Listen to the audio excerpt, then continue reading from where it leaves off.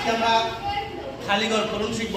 দেখো 3 ভাগের 1, 3 ভাগের এখানে নিচে আছে 6, উপরে খালি ঘর, তাই না? দেখো আমরা দেখো প্যারা নেওয়া যাবে না, সহজে 3 এর ডাবল হচ্ছে কত?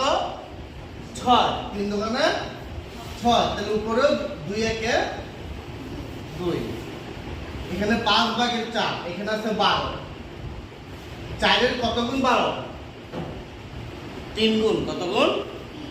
3 4 বাদ, এটারও 3 এর 3 5 15, 6 ভাগের 3 আর এখানে আছে 2। দেখো 2 এর কত গুণ 6? 3 গুণ, তাহলে এখানে কি এখানে 3 এর ভাগ করব, 3 দিয়ে কি করব? 3 কে দেখো 2 দিয়ে 6 কে ভাগ করলে কত হয়? 3, বা 3 দিয়ে 6 কে ভাগ করলে কত হয়? 2, তাহলে উপরে 3 দিয়ে ভাগ, 3 দিয়ে 3 এর ভাগ করলে কত হবে? 1। এখানে 54 ভাগের 12, 54 ভাগের 12।